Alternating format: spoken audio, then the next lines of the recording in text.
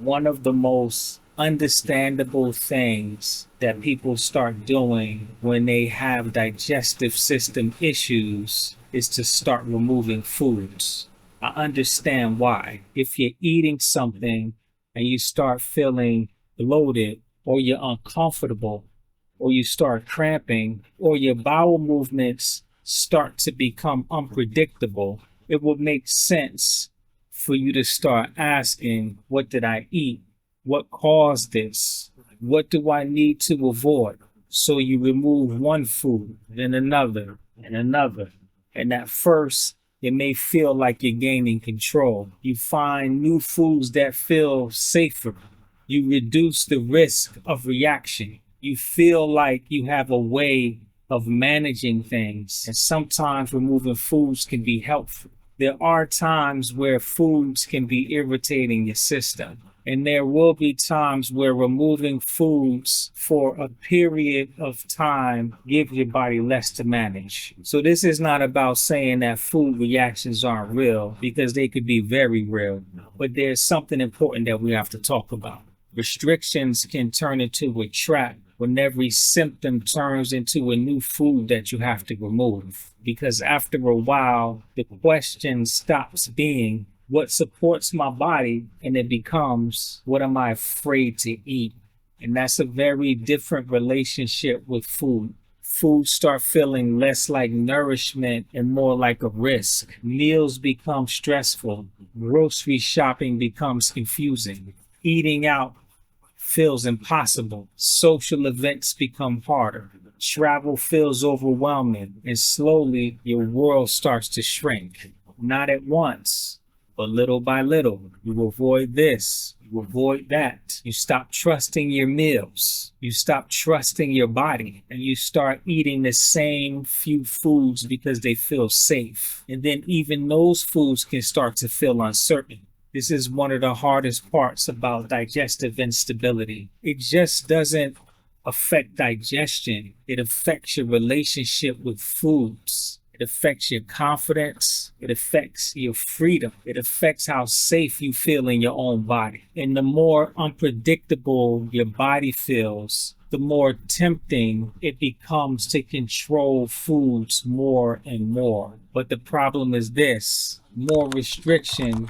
does not create more stability. Sometimes it creates fear. You end up with fewer foods, but no more peace. You may have more rules, but no more confidence. You may be eating cleaner, but you feel anxious every time you sit down to eat. And when that happens, we have to slow down and ask a deeper question. Is the goal only to remove every possible trigger? Or is the goal for your body to become more stable, more resilient, and less reactive over time? Those are not the same thing. Because if the body stays unstable, the list of unsafe foods continue to grow.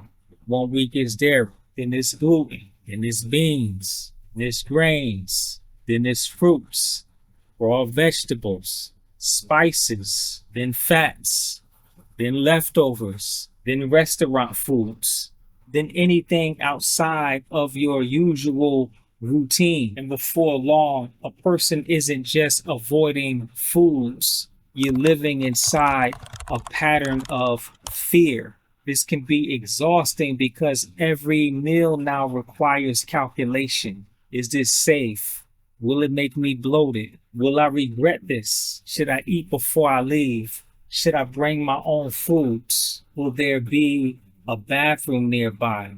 Can I trust my body with this? That mental load is heavy, and many people carry this silently. They may look disciplined from the outside, but internally, they're anxious. They are scanning, bracing, waiting to see if their body's going to react. This is why at Life, Strength, and Health, we don't want people to confuse restriction from stability. Restriction may reduce exposure, but stability is different. Stability means that your body has more support underneath it. It means that your body isn't being pulled in every direction because of stress. irregular meals, poor sleep, rushing, and poor nervous system activation. It means that there's enough consistency in the foundation that the body has a chance to respond more predictably. And yes, food choices matter, but food choices are only one part of the picture. If every symptom is handled by removing another food, it never allows you to get to the deeper question, which is, why is my body always easy to disrupt? That's the question that we have to be willing to ask, because the goal is not to make your life smaller and smaller until your symptoms behave. The goal is to support your body in a way that helps it to behave first. The goal is to support your body in a way that helps it to rebuild trust. Trust with food, trust with digestion, trust with your body, trust in your ability to live life without every food feeling like a threat. Now, this doesn't mean that you should eat every meal immediately. It does not mean that you should ignore your body. And it doesn't mean that you should force foods that don't feel right. There may be a time and place for removing foods. There may be a time and place for simplifying, but restriction should have a purpose. It should not become a permanent place of fear. At some point, the question becomes, what is the plan for rebuilding? And if this is where you feel stuck, your food list keeps getting smaller, meals are becoming stressful, you're not sure how to build stress in your body, this may be a good time to get support. At Life, Strength, and Health, we help people look beyond food lists and restrictions. We help you look at what needs to be stabilized first, so the body has a more foundation for progress. If you are ready for a more guided approach, you can schedule a discovery call using the link below. We could talk about what has been happening, what have you already tried, and if this is the right fit for you. Now let's keep going.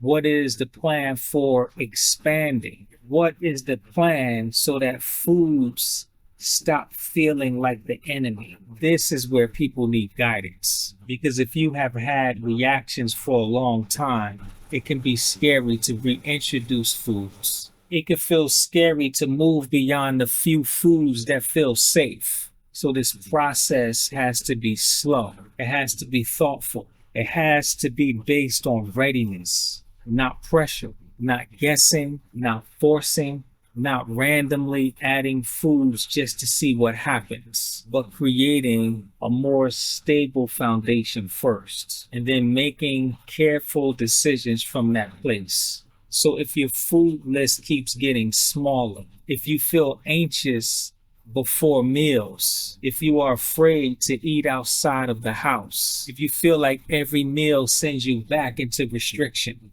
I don't want you to assume that you just need more rules. You may need more support. You may need more understanding of what's making your body feel unsafe. You may need to understand true food restrictions versus fear-based restrictions. And you may need a plan to help you build trust over time, because the goal is not just to avoid symptoms. The goal is to live in a body that feels more supported, more steady, and less controlled by fear. If this resonates with you, we created a free resource called Why Your Gut Process Keeps Falling Apart, the Digestive Stability Scorecard. It helps you look at the areas that may need support before changing your diet, adding a new protocol, or adding more supplements. You can download it using the link below. And if you feel unsafe and you feel like your world keeps getting smaller, this may be a good place to start.